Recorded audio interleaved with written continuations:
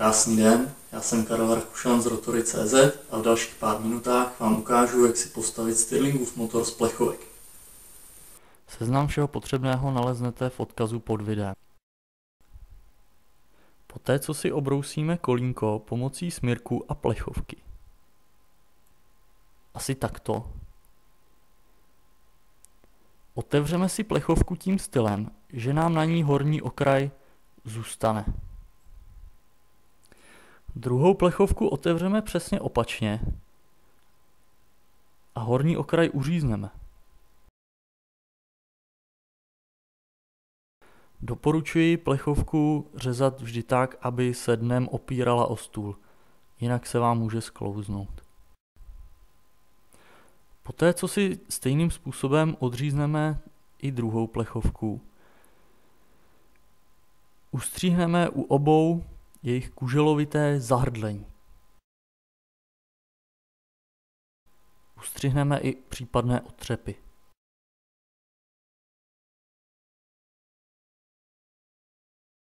Nyní je potřeba si vystřihnout přiložené plány.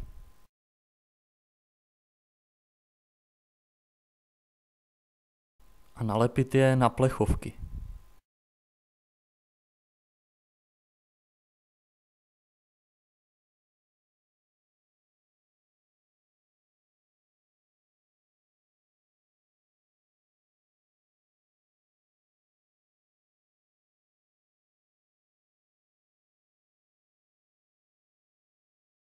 Poté podle nich plechovky rozstříháme.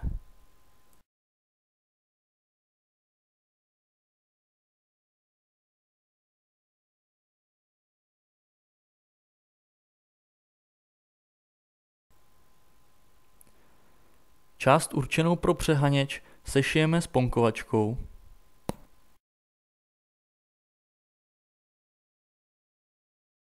a vystřihneme na každé straně 3 ozuby, které nám podrží ocelovou vlnu.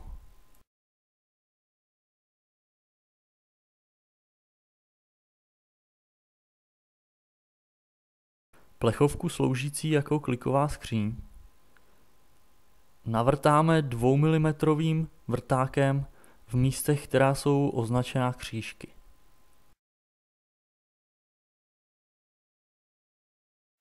Do plechovky následně vystřihneme kulatý otvor, který nám umožní další práci.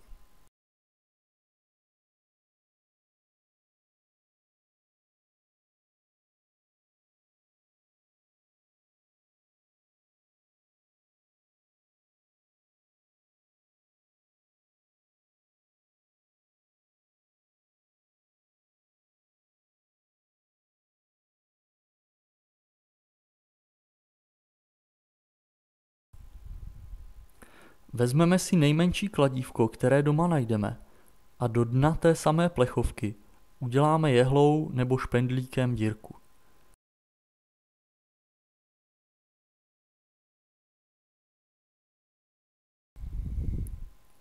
Ustřihneme si asi 20 cm silnějšího drátku pro klikovou hřídel, který následně narovnáme.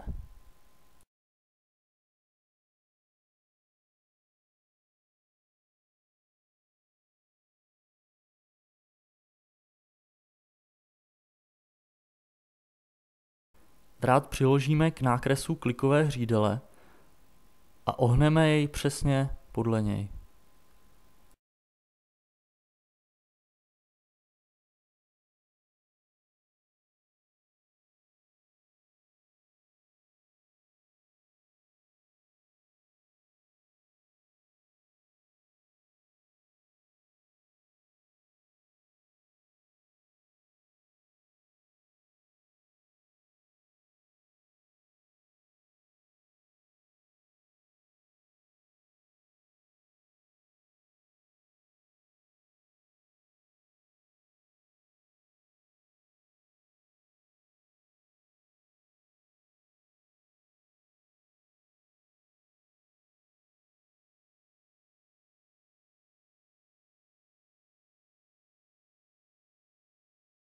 Vezmeme opravdu malé množství ocelové vlny, které v prstech nakypříme a zasuneme do připraveného plechu přehaněče. Vlnu zajistíme připravenými ozuby.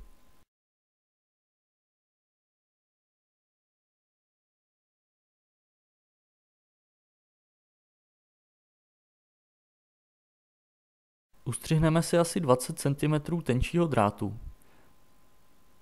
Na jehož jednom konci vyrobíme očko.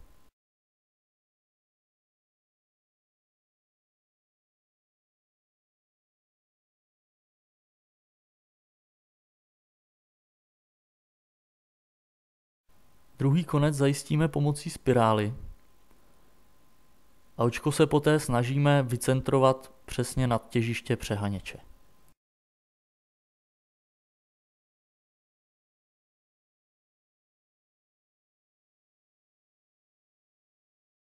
Rozehřátým lepidlem tavné pistole přilepíme připravené kolínko asi tak centimetr od vrchní hrany plechovky.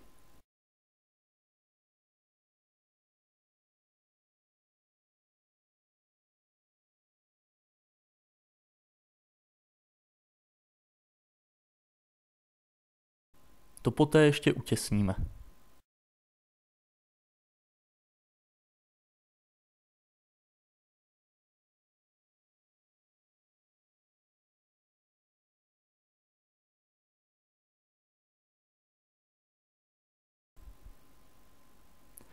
Do plechovky vyřízneme otvor, aby vzduch mohl proudit do kolínka.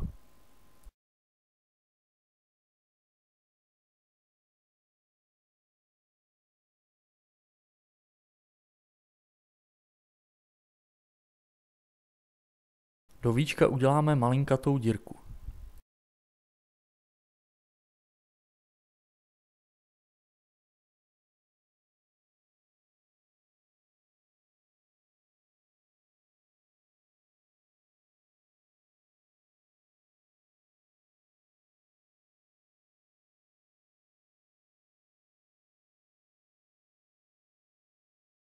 Víčko poté přilepíme na staré CDčko.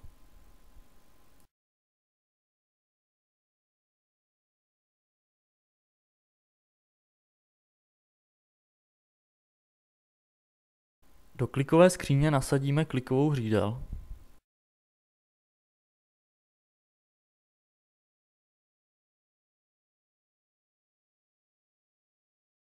A na klikovou hřídel nasadíme setrvačník.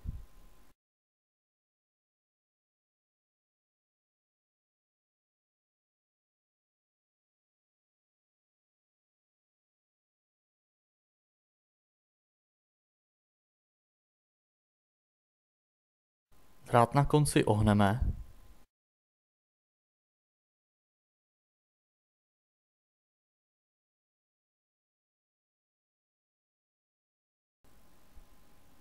S přihlédnutím k těžišti doporučuji vymazat rovnoměrně celé víčko.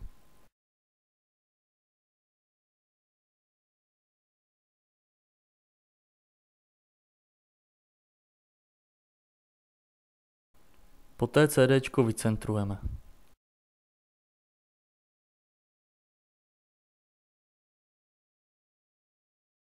Navážeme vlasec na očko přehaněče.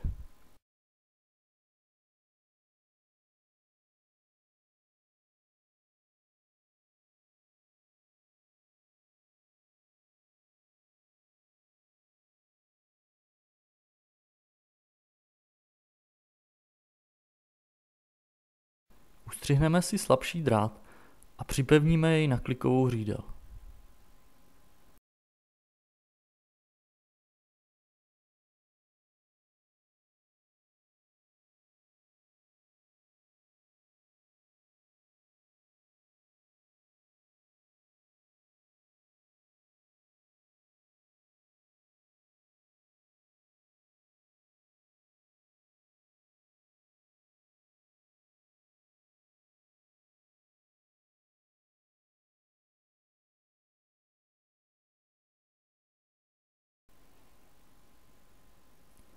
Uprostřed drátu uděláme vlnku ve tvaru V a na jeho druhém konci uděláme očko.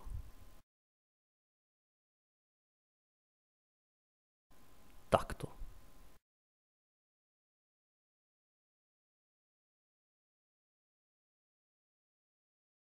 Vlasec protáhneme dnem klikové skříně.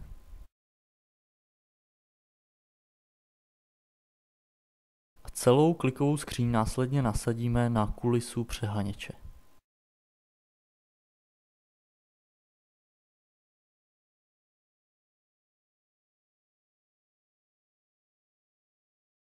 Tento spoj důkladně oblepíme.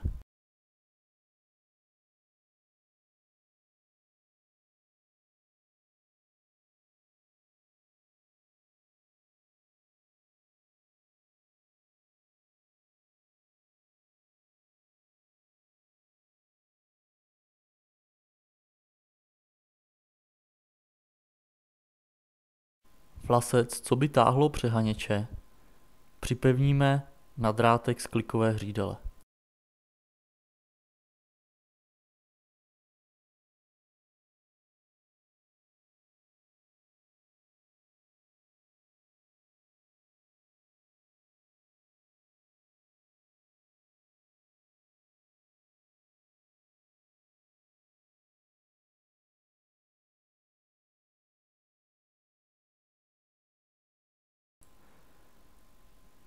Délku drátku vyladíme tak, aby přehaněč v horní úvrati nenarážel do dna klikové skříně.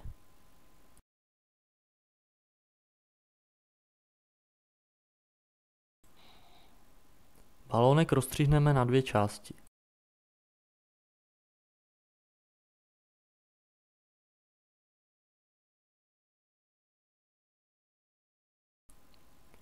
Do jeho blanitější půlky prořízneme šroubek, který zajistíme podložkou a matičkou.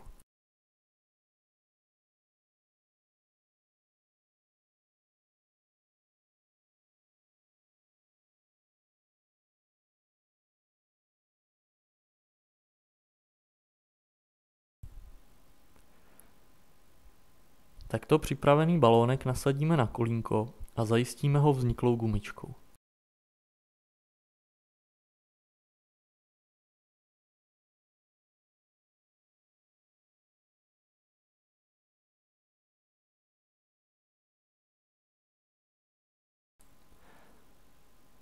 Ze slabšího drátku vytvoříme ojnici mezi klikovou hřídelí a balónkem.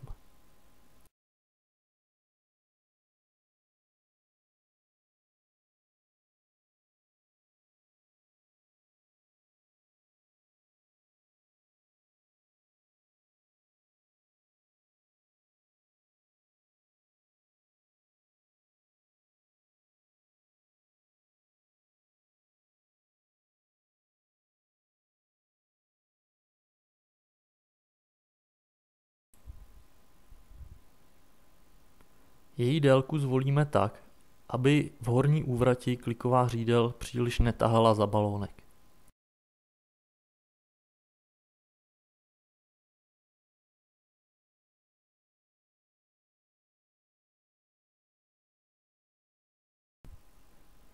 Na klikové hřídeli vytvoříme dorazy pomocí izolepy.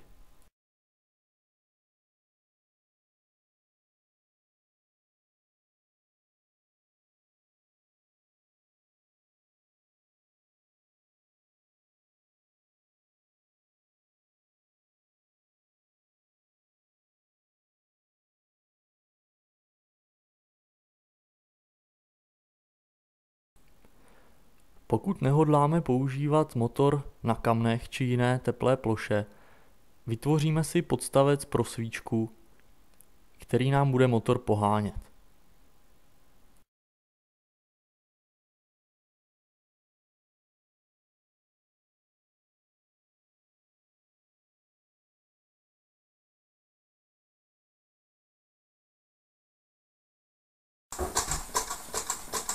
Toto je výsledek.